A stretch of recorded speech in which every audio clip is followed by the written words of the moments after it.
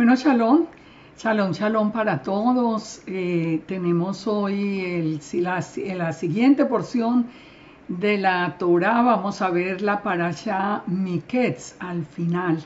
Una porción de la Torá que está comprendida entre Génesis o Bereshit 41:1 a 44:17. Recordemos que estas porciones de este libro de Génesis son importantísimas para nosotros los de la casa de Israel, porque entender la conexión entre Yeshua y José, el paralelo que vimos en la porción pasada, y todo el cuidado y la protección que Yeshua va a tener, en especial de José y en especial de nosotros, la casa de Israel, va a hacer que nosotros podamos caminar con seguridad, con fe, con toda de la mano de Yeshua, sabiendo que el Eterno en realidad nos reveló el fin desde el principio. Es muy, muy importante entender cómo vamos a ver en esta porción, cómo encontramos a Yeshua y dónde encontramos a Yeshua en estos capítulos de Génesis. Recordemos, y siempre se los digo porque siempre hay personas nuevas que pueden llegar, que ustedes pueden encontrar toda la porción Miketz en mi muro de YouTube. No necesitan sino poner en el buscador parashá Miketz Liliana Hunter y ya les va a salir inmediatamente. Allí está explicada toda la porción de la Torá, pero aquí vamos a hacer énfasis en lo que tiene que ver especialmente con Yeshua, con la casa de Israel y con los últimos tiempos, porque en esta porción vamos a ver una parte muy interesante para entender los tiempos que nosotros estamos viviendo. Cada palabra de estas porciones de Génesis nos están hablando del final, nos están hablando de la restauración de Israel, nos está mostrando el camino que nosotros hemos seguido hasta el día de hoy. Así que los invito a que entremos en esta porción, pero como les digo, buscando a Yeshua en esta porción de la Torá. Vimos en Génesis 15, del 13 al 16, que el Eterno le había anunciado a Abraham que la descendencia moraría en tierra ajena y sería esclava allí y oprimida por 400 años. Eso es todo lo que nosotros estamos viendo en este tiempo, cómo fue que ellos llegaron hasta hacerse esclavos de Egipto. Cómo Jacob con su familia va a entrar en la próxima porción, va a entrar ya a Egipto a rendirse a Faraón por los tiempos de hambre que se estaban viviendo. Así que es tan importante entender esta profecía y entender el cumplimiento, porque son digamos que ese preludio profético de lo que ha sido la vida de nosotros. Nosotros también estuvimos esclavos, digamos, del faraón, del mundo, hasta el momento en que siguiendo el proceso, nosotros estábamos siguiendo a Yeshua, bajo las órdenes de Yeshua, sin saberlo todavía. Yeshua, como vamos a ver en esta porción, con un nombre, digamos, griego en el caso de Yeshua. Aquí está José con el nombre egipcio. Pero, ¿qué va a pasar cuando finalmente nos encontremos todas las tribus de Israel? Fíjense, todo esto lo tenemos que poner en contexto para que nosotros podamos caminar con seguridad y, como les digo, de la mano de Yeshua. Génesis 41, Bereshit 41 nos empieza diciendo: aconteció que pasados 2 años tuvo Faraón un sueño y le parecía que estaba junto al río. Pongan atención, porque estos sueños de Faraón son muy importantes proféticamente. Dice que le parecía que estaba junto al río y que del río subían 7 vacas hermosas a la vista y muy gordas y pacían en el prado. Y tras ellas subían del río otras 7 vacas de feo aspecto, enjutas de carne, y se pararon cerca de las vacas hermosas a la orilla del río. y que las vacas de feo aspecto y enjutas de carne devoraban a las vacas hermosas y muy gordas, y despertó Faraón. Esto tan conocido, este texto tan conocido de este sueño de Faraón, de las vacas flacas y las vacas gordas, nosotros tenemos que mirarlo a la luz de lo que está ocurriendo hoy para poderlo entender. Vamos simplemente a unir palabras y a entender el contexto del sueño del Faraón. Pasaron 2 años. Dice 2 años en los que José todavía está en la prisión. Recordemos que José es digamos, como el líder de la casa de Israel. También es llamada la casa de José o la casa de Efraín, pero en este caso es la casa de José. Y es muy importante que durante esos 2 años, que representarían 2 milenios, de acuerdo a lo que nos dice la misma escritura, que un día es como 1000 años, 1000 años como un día. Aquí vamos con 2 años, podríamos asemejarlo a los 2 milenios. Y después de 2 milenios es que viene toda la revelación de la casa de Israel a través de Yeshua. Nosotros, por todo este tiempo, nosotros habíamos conocido, digamos, al José de este momento, bajo el nombre de Jesús. Y después de 2 días, como estaba anunciado con el profeta Oseas, fueron abiertos nuestros ojos y digamos que salimos de la prisión y empezamos a integrarnos ya al plan perfecto del Eterno. Un punto muy importante para entender este sueño, aquí voy a ir rápido porque, como les digo, está en la porción, pero un punto muy importante para entender el sueño de las vacas gordas y las vacas flacas es entender que en hebreo no dice propiamente las vacas flacas, sino que la palabra de feo aspecto significan que eran malas, eran malignas. Eran vacas que tenían maldad en su corazón. Esto aquí lo pueden ustedes ver en la concordancia Strong, cuando encontramos para este caso el Strong 7451, donde nos está hablando de que las vacas eran malas, eran malignas, tenían una maldad increíble en su corazón. Ahora, entendamos entonces esa parte de los últimos tiempos.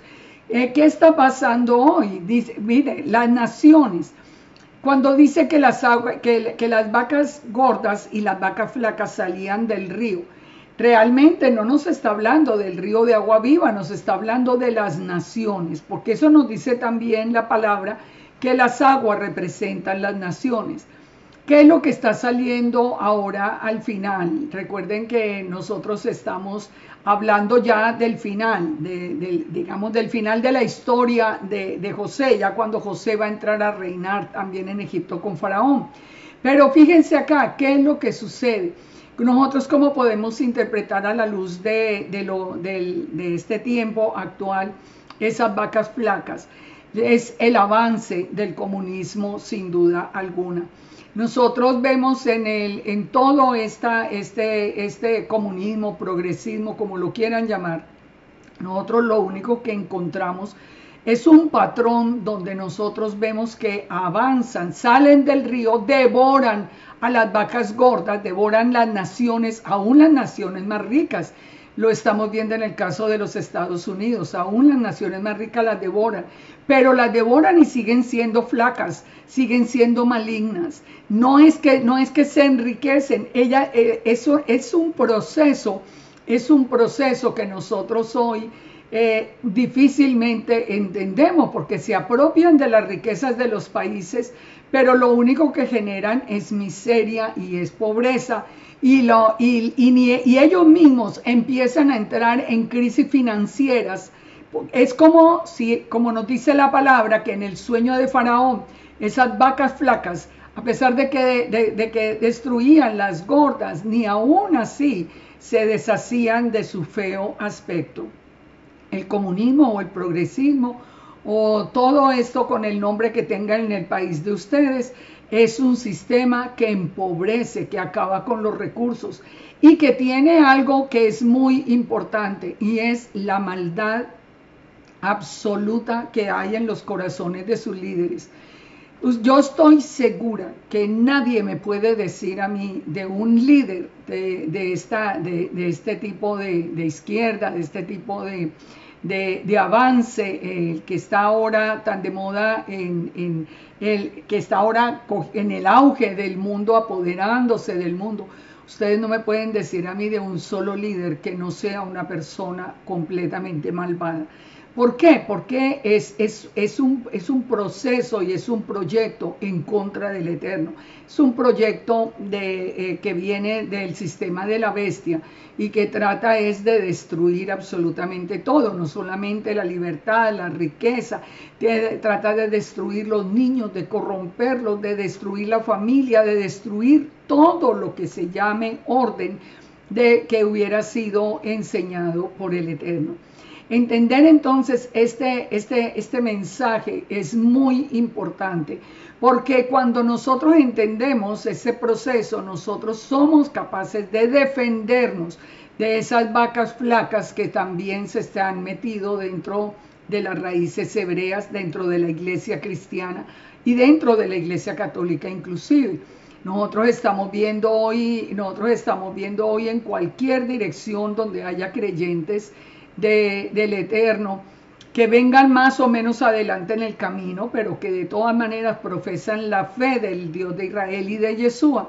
Estamos viendo también introducirse en medio de las congregaciones vacas flacas que entran a destruir la palabra, a destruir la credibilidad en las escrituras, a destruir el nombre de Yeshua, a destruir inclusive la fe en el Eterno. Esto es un proceso que nosotros tenemos que entender. ¿Por qué? Porque, fíjense, volvemos a Egipto, y aquí, después de este proceso es el que hace que Faraón saque a José de la cárcel, por la voluntad del Padre, lógicamente. Y el proceso que nosotros estamos viendo es el que va a permitir que finalmente Yeshua aparezca también en la faz del mundo.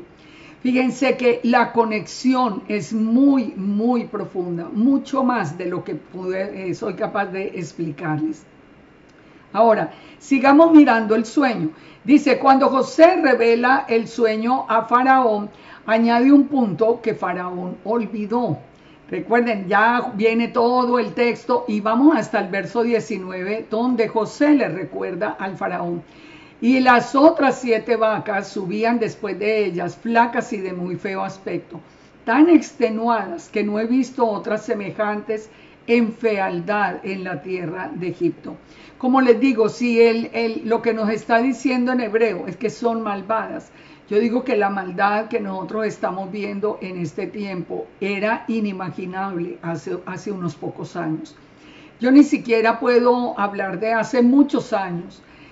Yo sé que aún la gente joven, si retrocede 4 o 5 años, se tiene que darse cuenta que no existe, o no conocíamos, sí existía, pero no estaba revelada a nuestros ojos la maldad que estamos viendo hoy. Es algo que le hace pensar a uno que estas personas no tienen alma, no tienen corazón, no tienen sentimientos. No les importa tomar los niños, los bebés indefensos, masacrarlos, hacer lo que quieren. Esto realmente es algo sin precedentes, la maldad. Por eso dice aquí que esas vacas estaban tan extenuadas, es decir, eran ya tan absolutamente malvadas que hasta sus gestos, su cara, sus acciones le muestran a uno el grado de insensibilidad social, del grado de insensibilidad de sus corazones, hasta que uno realmente se estremece de pensar cómo devoran a las vacas. Y dice el 21, y éstas entraban en sus entrañas, mas no se conocía que hubieran entrado, porque la apariencia de las flacas era aún mala. Es decir, devoran personas buenas, los niños, más inocentes que un niño imposible. Devoran un niño, lo devoran literalmente, literalmente estoy hablando. Pero ni aún, eso no hace de ninguna manera que la apariencia sea menos mala, por el contrario. Por el contrario, en lo que estamos avanzando es hasta un punto donde nosotros ni siquiera podemos entender lo que viene. Volvamos al texto de José. Dice que el faraón durmió de nuevo y soñó la segunda vez. Dice que soñó que 7 espigas llenas hermosas crecían de una sola caña y que después de ellas salían otras 7 espigas menudas y abatidas del viento solano. Y las 7 espigas menudas devoraban a las 7 espigas gruesas y llenas. Y despertó Faraón, y aquí que era un sueño. Es exactamente lo mismo, pero ¿por qué nos está hablando de espigas? Recuerde que espigas nos habla del pueblo de Israel. ¿Cuáles son esas espigas llenas y hermosas? Las que crecían en una sola caña. ¿Crecían en cuál caña? Era la descendencia de Abraham, Isaac y Jacob. Crecen en una sola caña, es la descendencia de Abraham en general. Pero las espigas menudas devoraban a las espigas gruesas. Esto es lo que yo les digo que está ocurriendo en las congregaciones y en todo. A mí me ha tocado ya en estos 22 años que llevo en esta restauración de Israel, ver unas congregaciones hermosas, cómo son destruidas cuando estas espigas extrañas se infiltran allí para llevar falsa enseñanza, para enseñar en contra de la palabra del Eterno. Cómo devoran a las creyentes, a las que crecían bajo esa sola caña de ser los herederos, el pueblo heredero de Abraham. Cómo los devoran, cómo les quitan a Yeshua, cómo les quitan la palabra, y aún hoy, que ya se dio un paso más, cómo les quitan al Eterno del corazón. Esto definitivamente nos tiene a nosotros que hacer reflexionar muy profundamente en lo que estamos viviendo, tiempos muy peligrosos, tiempos donde nosotros nos tenemos que saber apartar de todo lo que se oponga al Eterno y a su palabra. Porque es un tiempo peligroso, porque esas vacas flacas devoran a las gordas, porque las espigas que son menudas abaten a las que son más gruesas. No importa si yo he visto caer personas con tanto estudio, con enseñanzas extraordinarias, y los he visto caer únicamente porque se infiltran enseñanzas de hombres contrarias a las escrituras, y por obtener esa aprobación de los hombres, que son engullidas directamente por esas espigas más débiles. Ahora, fíjense que también el enemigo pretende reunir todas esas espigas débiles bajo una sola caña, que sería ¿cuál? Que sería en el lado de la bestia. Recuerden que nosotros estamos en esa guerra de las simientes. En el lado de la simiente de la serpiente sería lo que hoy se considera o se hace llamar el nuevo orden mundial. Pretenden reunir todas las religiones bajo una sola cabeza. Ustedes pueden ver allí el proyecto que se está adelantando, y en estos días inclusive hemos tenido la tristeza de ver reconocidas personas del cristianismo y de catolicismo y aún de las raíces hebreas uniéndose a esta nueva religión mundial, que inclusive ya llegó hasta el punto, lo vimos hace unos días, de quebrar la representación de las tablas de la ley para poner 10 mandamientos nuevos, nada menos que en el mismo monte Sinaí. Todo esto, ¿bajo qué? Bajo la indiferencia de los creyentes. Muchos creyentes ni se han dado cuenta de todo lo que está pasando. ¿Sabe por qué? Porque muchos están tan preocupados por engordar, digamos, de la palabra, pero sin hacerla una realidad en sus corazones. Y estas son las presas más fáciles para esas espigas débiles. Sigamos acá con Génesis 41:8. Sucedió que por la mañana estaba agitado su espíritu y envió a llamar a todos los magos de Egipto, a todos los sabios. Ya sabemos, Faraón estaba consternado con los sueños que había tenido. Y el jefe de los coperos se acuerda de un joven hebreo, dice, siervo del capitán de la guardia. Y dice que él les había interpretado el sueño y les había declarado conforme a lo que ellos habían soñado. Entonces, este fue el puente, digamos, ese sueño. El Eterno pone ese sueño en la mente de Faraón para que el copero, después de 2 años, se acuerde de lo que había sucedido con José. Aquí es donde nosotros comenzamos a ver y seguimos viendo más bien el paralelo que ya vimos en la porción pasada entre José y Yeshua. Fíjense que aquí el verso 46 nos dice que José era de la edad de 30 años cuando fue presentado delante de Faraón, rey de Egipto. A la misma edad que comenzó Yeshua su ministerio. Y es a la misma edad que, de acuerdo a la Torá, en Números 4:3, comenzaba también el sacerdocio. Es decir, nada en las escrituras, nada es por azar. No era casualidad que tuviera José la misma edad de Yeshua. Habían pasado ya 13 años en Egipto. Fíjense, todo orquestado, dirigido y todo bien claro bajo la mano del Eterno, porque el mismo José era el que le daba el crédito completo al Padre. Dice, porque Yud-Heh-Vav-Heh es el que va a dar respuesta a Faraón. Algo que nosotros veníamos estudiando, la fidelidad de José para el Eterno. Recuerden que vimos en la porción pasada por qué no cayó frente a las insinuaciones de la esposa de Potifar. Por amor al Eterno, por su fidelidad al Padre. Ahora acá el Padre siempre siguió guardando de la vida de José. Sabemos además por el Targum que es la memra, la palabra de Yahweh, el que lo protege. Pero fíjense que todo el crédito José se lo da al Eterno. No era él el que tenía la facilidad para interpretar un sueño. Es el Eterno el que habitaba en su corazón. Ahora, miremos en las mismas palabras y vamos a aprender cosas muy interesantes. Respondió José a Faraón. El sueño de Faraón es uno mismo. Elohim ha mostrado a Faraón lo que va a hacer. Las 7 vacas hermosas son 7 años, las espigas hermosas son 7 años. El sueño es uno mismo. Las 7 vacas flacas y feas que subían tras ellas son 7 años. Las 7 espigas menudas y marchitas son 7 años de hambre.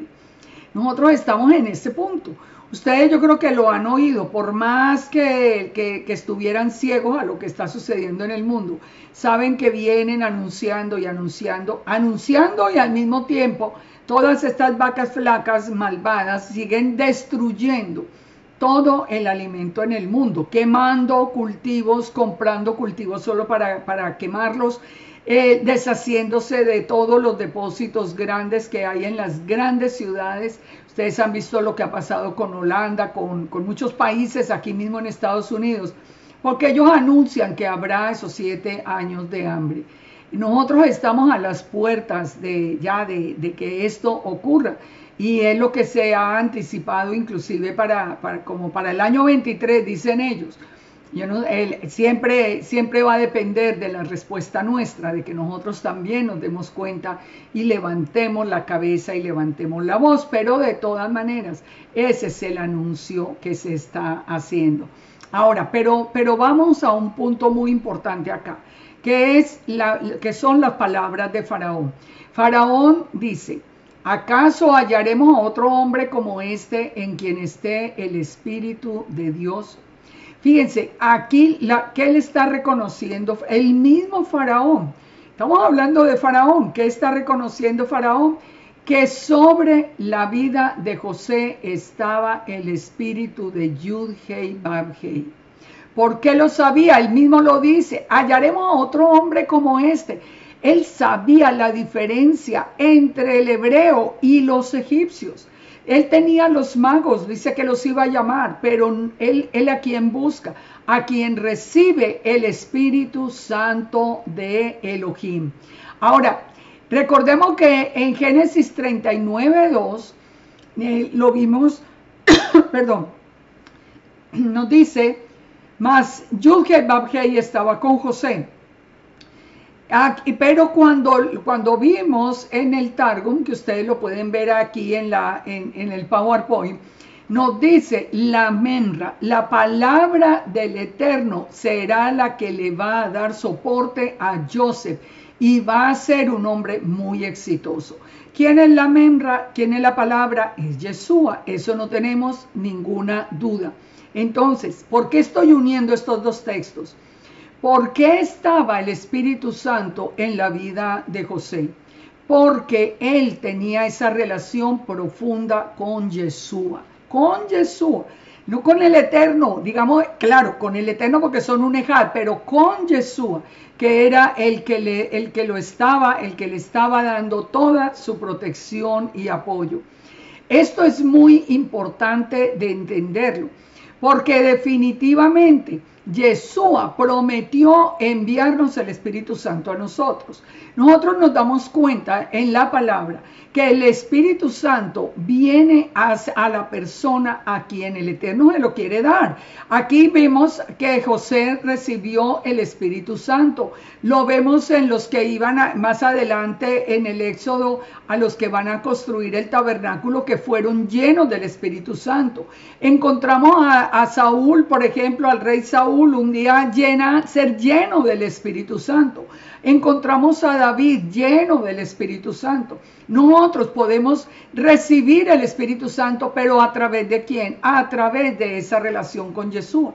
Porque todos estos que yo le he nombrado han tenido, y lo vamos a estar viendo en cada una de las porciones, han tenido ese encuentro con Yeshua. Fíjese, Juan 16:7 que nos dice Yeshua, pero yo os digo la verdad, os conviene que yo me vaya, porque si no me fuera, el Consolador no vendría a vosotros, mas si me fuere, os lo enviaré. Fíjese, la llenura del Espíritu Santo viene a través de Yeshua únicamente. Recordemos que las manifestaciones del Padre, como el Padre mismo, como el Hijo, como Yeshua, y el Espíritu de Elohim que es enviado a nosotros, son unos, es un ejad, es uno solo. Entonces, ¿qué sucede? Yeshua al irse nos enviaría el Consolador, el Espíritu Santo. ¿Por qué estaba entonces José lleno del Espíritu Santo? Porque José caminaba de la mano de Yeshua, de la mano de la menra, de la mano de la palabra de Elohim. Y dice que cuando venga el Espíritu Santo, convencerá al mundo de pecado, de justicia y de juicio. De pecado porque no creen en mí, de justicia porque voy al Padre y no me veréis más, y de juicio porque el príncipe de este mundo ha sido ya juzgado. Tengo muchas cosas para deciros, dice Yeshua, pero ahora no las podéis sobrellevar. Pero cuando venga el Espíritu de verdad, Él os guiará a toda verdad, porque Él no hablará por su propia cuenta, sino que hablará todo lo que oyere y os hará saber las cosas que habrán de venir. ¿Por qué sabía José las cosas que iban a suceder? Porque José estaba lleno de la presencia del Espíritu Santo. Hoy nos dicen que no, el Espíritu Santo no viene a nosotros, eso no. El Espíritu Santo viene a todo Israel. No, eso no es verdad. El Espíritu Santo viene a todo aquel que ha sido lavado en la sangre de Yeshua, que camina de la mano de Yeshua.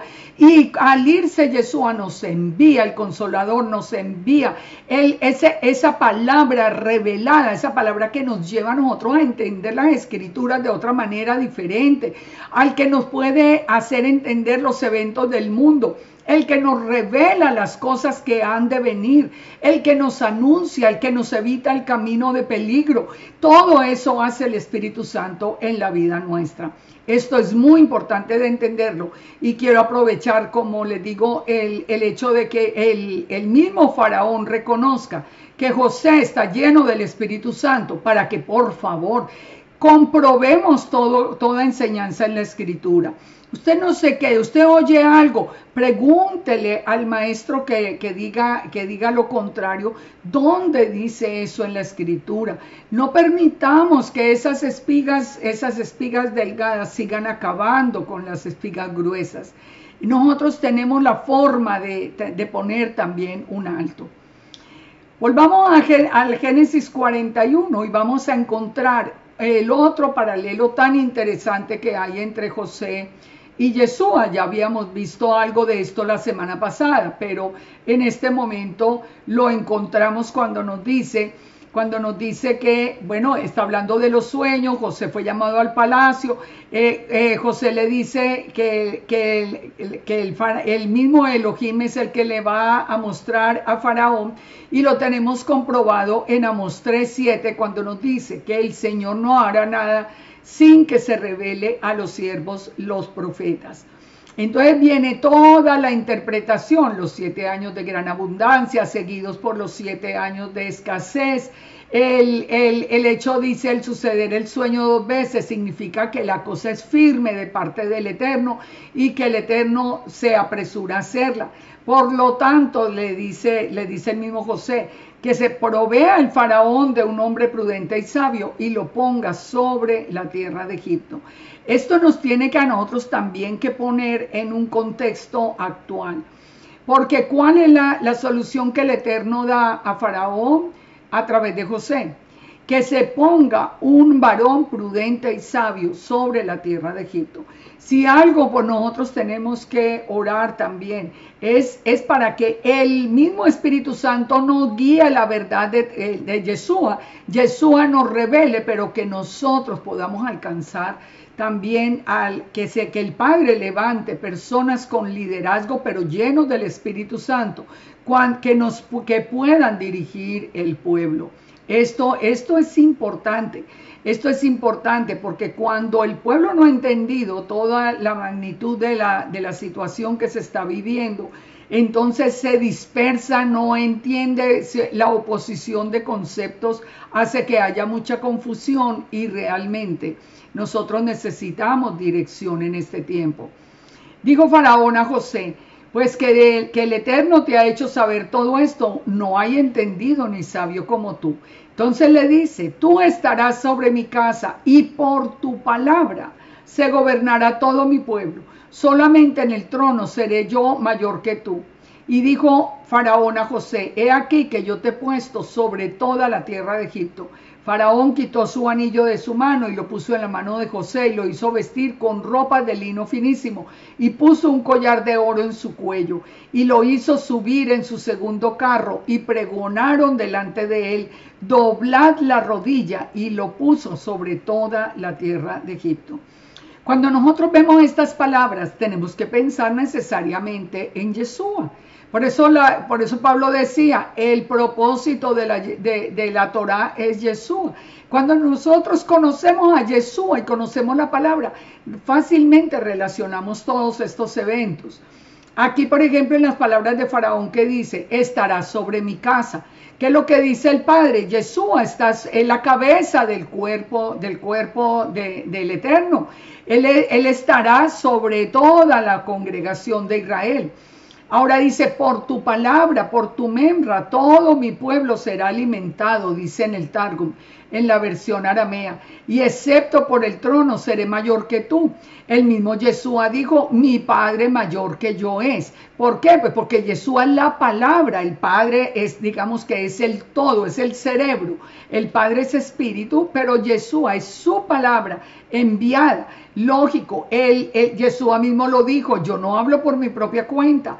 El Padre que está en los cielos me dice que hablar. Ahorita vimos en relación al Espíritu Santo. Tampoco el Espíritu Espíritu Santo. Está hablando, digamos, de su propia cuenta, sino que Él es el Eterno el que habla, que no existe sino un solo Elohim, que es Yud-Heh-Vav-Heh. Entonces dice, excepto por el trono seré mayor que tú.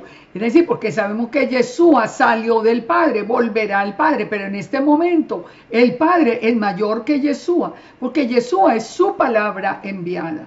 Dice que lo ha puesto sobre toda la tierra. Yeshua, el Rey de Reyes y Señor de Señores. Tiene toda autoridad en José y tiene las vestiduras reales. Toda autoridad le fue dada a Yeshua en los cielos y en la tierra. Dice que ocupaba el segundo carro en importancia. Ya lo sabemos, el Padre solamente es mayor que él. Y todos debían doblar la rodilla delante de José. Nosotros sabemos que toda rodilla se doblará delante de Yeshua. ¿Dónde podemos encontrar todas estas citas? En Juan 10:14. Soy el buen pastor, conozco mis ovejas, las mías me conocen, ellos están sobre todo. Yeshua dijo, soy el pan de vida. Él había dicho por la palabra de Elohim, todo el pueblo será alimentado, dice el Targum, solo por tu memra. Así que Yeshua es el alimento, que es el alimento espiritual para nosotros. Y Yeshua mismo lo dijo en Juan 6:35. Yo soy el pan de vida, el que a mí viene nunca tendrá hambre, el que en mí cree nunca tendrá sed. Y en Juan 14:28 dice, habéis oído lo que yo os he dicho, voy, vengo a vosotros. Si me amarais, os habría regocijado, porque voy al Padre, porque el Padre mayor que yo es. Se dan cuenta, es la confirmación de cada uno de las palabras y de la posición que José tenía frente a Faraón. En Apocalipsis 19:16 dice que en su vestidura y en su muslo tiene escrito el nombre Rey de Reyes y Señor de Señores. José recibió esas vestiduras reales. En Mateo 28, Yeshua dijo, toda autoridad me ha sido dada en los cielos y en la tierra. Recordemos que le fue dada cuando fue la visión de Daniel, que estuvo en la visión de Daniel. Daniel vio el momento en que el Eterno le entregaba toda la autoridad a Yeshua. Y en Filipenses 2:10 nos dice, para que en el nombre de Yeshua se doble toda rodilla de los que están en los cielos y en la tierra y debajo de la tierra. Esto es importante, porque es que entender ese paralelo es lo que nos hace a nosotros, como les decía ahora, permanecer firmes con Yeshua. ¿Qué importa lo que vengan, lo que digan, si lo insultan o si nos rechazan por seguir creyendo en Yeshua? Es que Yeshua es la piedra angular, es el todo, es la piedra del fundamento. Es que sin Él, en todos estos capítulos lo hemos visto, que sin Él no hay absolutamente ninguna opción. Él le da también el nuevo nombre. En el verso 44, Faraón le dice a José que él le da un nuevo nombre, que es Sabnat Panea, y le dio por mujer a Asenat, la hija de Potifera, sacerdote de On. Estas dos cosas son importantísimas. ¿Qué significa Sabnat Panea? Revelador de secretos, creador o preservador de vida. Fíjense, esto definitivamente, ¿quién es el que nos revela a nosotros los secretos de los cielos? Yeshua. Cuando Yeshua nos habló, por ejemplo, de la casa del seno de Abraham, cuando Yeshua nos ha hablado de todo lo que, de todas las huestes celestiales, Él que nos está revelando cosas que para nosotros son secretas, eso no lo podemos saber sino a través de Yeshua. Ahora, Él es el creador, Él es el preservador de la vida. Sí, Yeshua es el creador. Yeshua es la palabra por medio de la cual fueron creados los cielos y la tierra.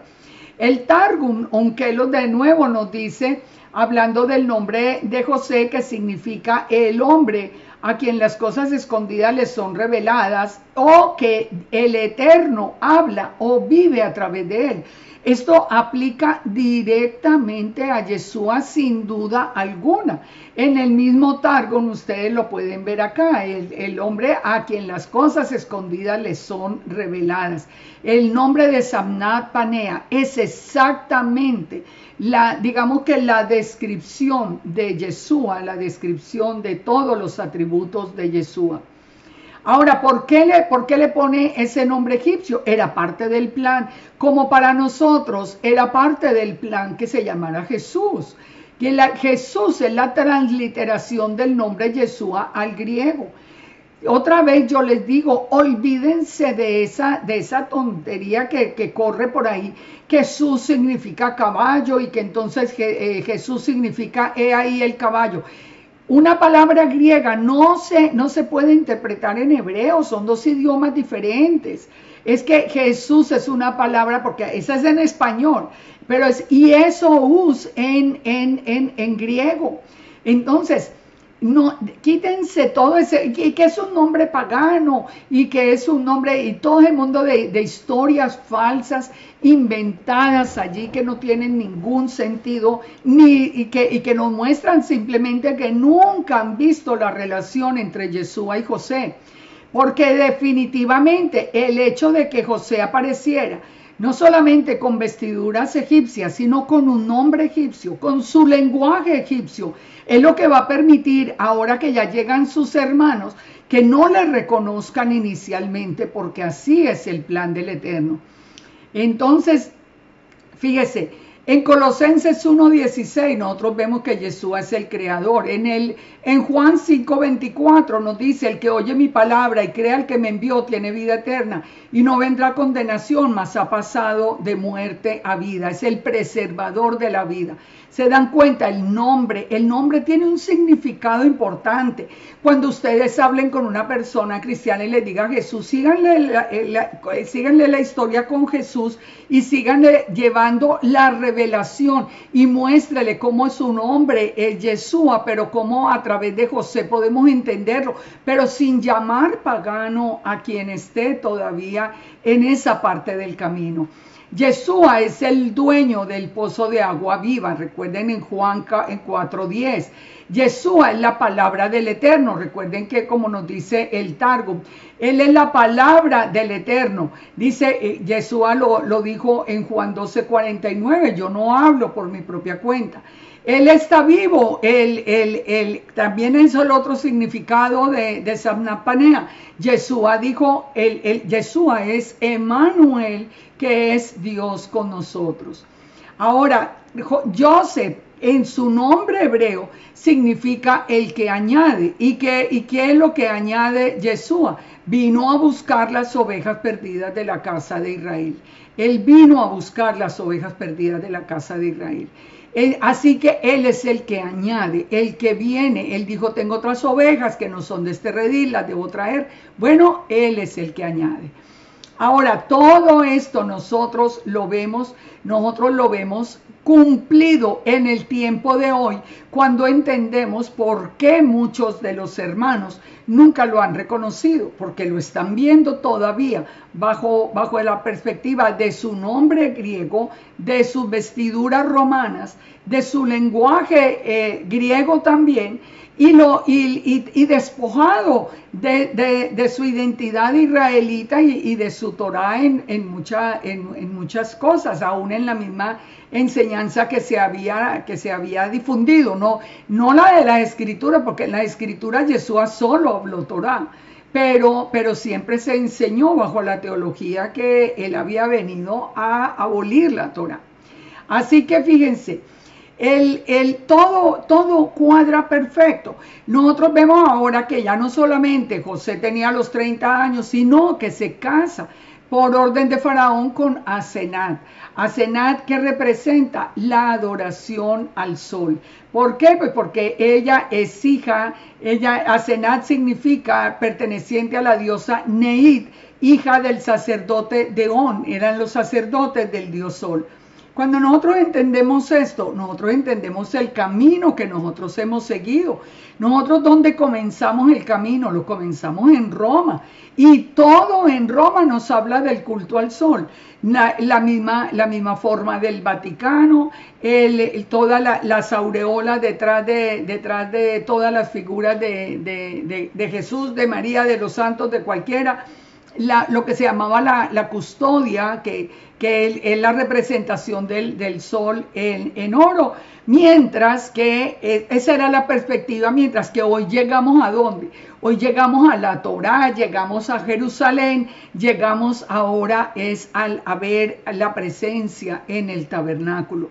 Fíjense, el camino que nosotros hemos recorrido es el mismo camino que está siguiendo José. José se une a la adoración del sol. En el producto de esa unión es que nacen Efraín y Manasés, y de allí viene toda la casa de Israel con ese mismo tipo de camino. O sea, empezando por la adoración al sol, pero después ustedes ven que va a desaparecer la esposa de José, y Efraín y Manasés son unidos a las tribus de Israel como una tribu más. Más adelante vamos a ver eso. Ahora, entonces, fíjense, cuando nosotros continuamos y empezamos a ver a Manasés, el que me hizo olvidar.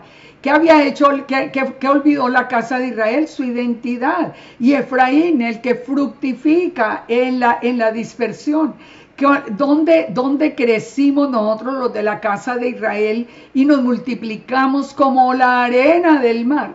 En la dispersión, en medio del paganismo, o en el paganismo mismo, o en el sincretismo entre lo hebreo y la adoración al sol, como era lo de la iglesia católica.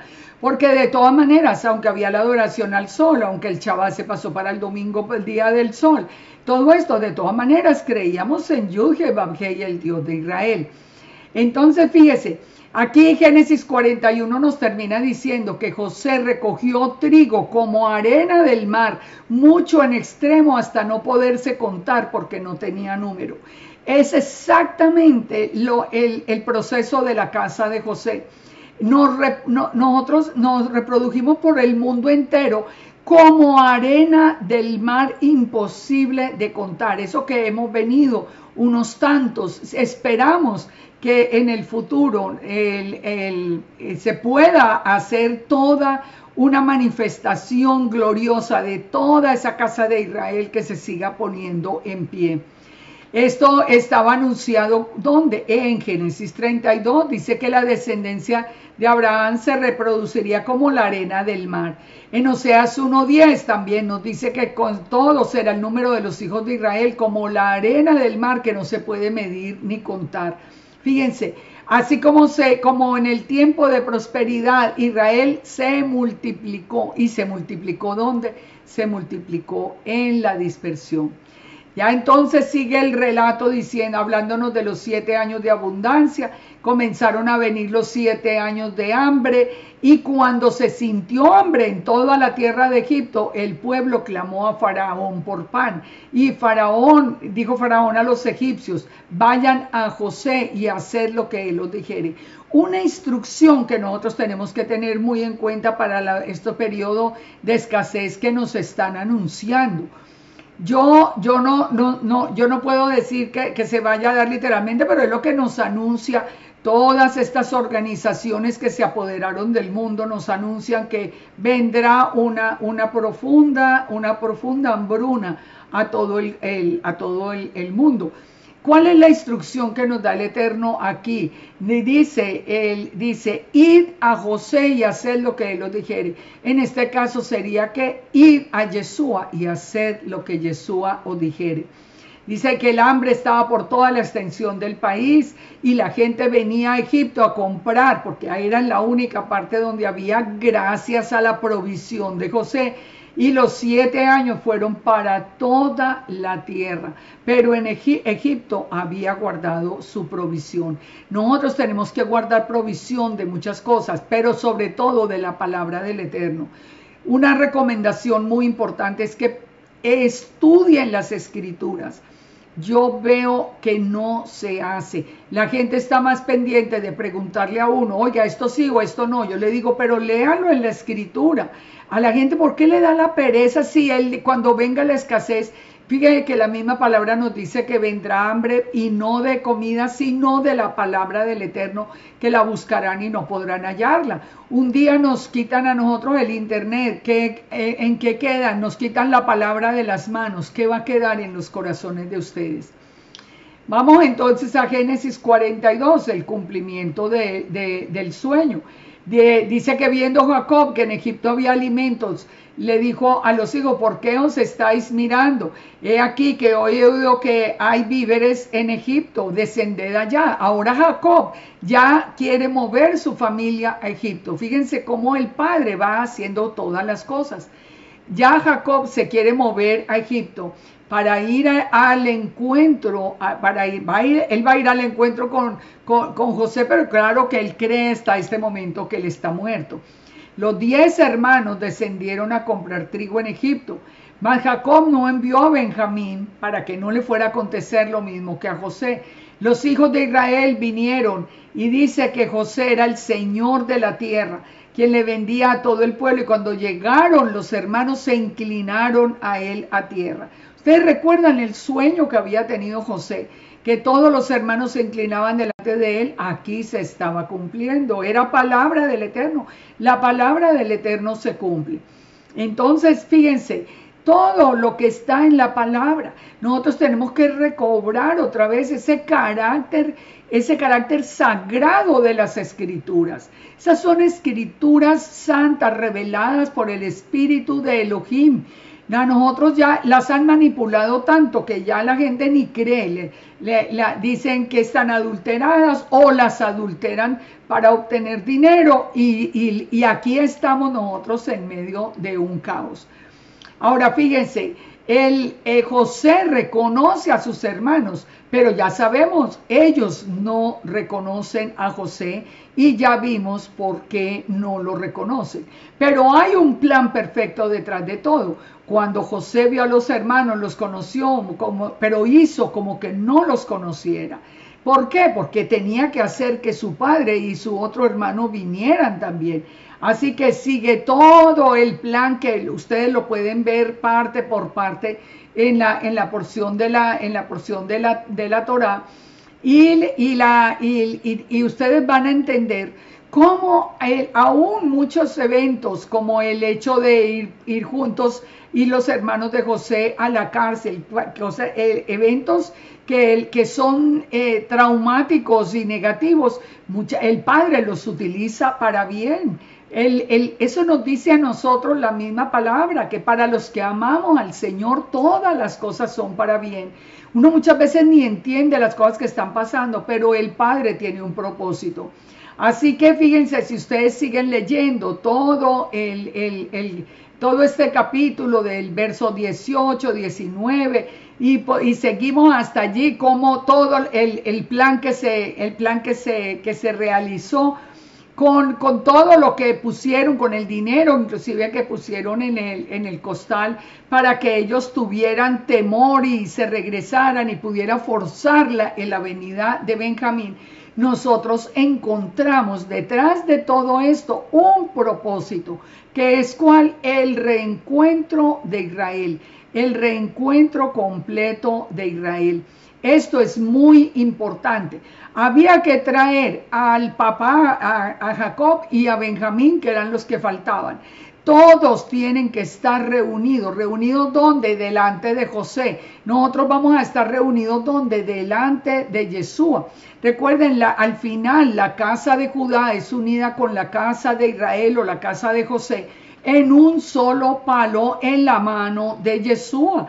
Y entonces ya no habrá más pecados, será una sola familia, vendrá el rey, etcétera. Es exactamente, literalmente el mismo proceso. En ese capítulo 43, ya entonces se ordena la venida de Benjamín. Y aquí volvemos a encontrar un dato que es muy importante. Y es que aquí ya dijo entonces Israel, Aquí ya empieza a hablar Israel. Fíjense, recuerden, cuando habla Jacob, habla de lo suyo, de lo personal. Cuando habla Israel, habla de lo profético. Todo Israel tiene que regresar otra vez a la presencia de Yeshua en este caso, porque es el paralelo profético con José.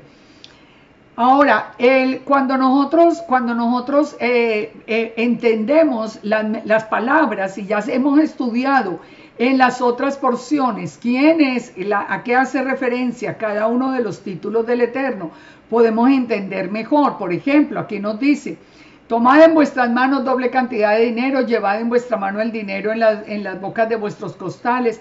Quizá fue una equivocación, tomad a vuestro hermano, levantaos y volved a aquel varón. Y que el Dios omnipotente, el Shaddai, os dé misericordia delante de aquel varón y os suelte al otro vuestro hermano y a este Benjamín. Y si he de ser privado de mis hijos, que lo sea. Aquí, ¿de quién está hablando? ¿De quién está hablando? Israel. Israel. ¿Quién es el que los va a proteger? ¿Quién es el que los va a llevar? El Shaddai. ¿Quién es el Shaddai? Una imagen visible de Elohim. ¿Por qué sabemos? Por Génesis 17. El Eterno apareció a Abraham en forma visible y se identificó como el Shaddai. ¿Quién es la imagen visible de Elohim? Es Yeshua. Entonces, ¿quién está diciendo? Israel le está diciendo a los hijos que el Shaddai, que Yeshua os dé misericordia delante de aquel varón y suelte a vuestro hermano. Ellos están invocando siempre la presencia de Yeshua. Por eso yo no entiendo a las personas que se avergüenzan de hablar de Yeshua.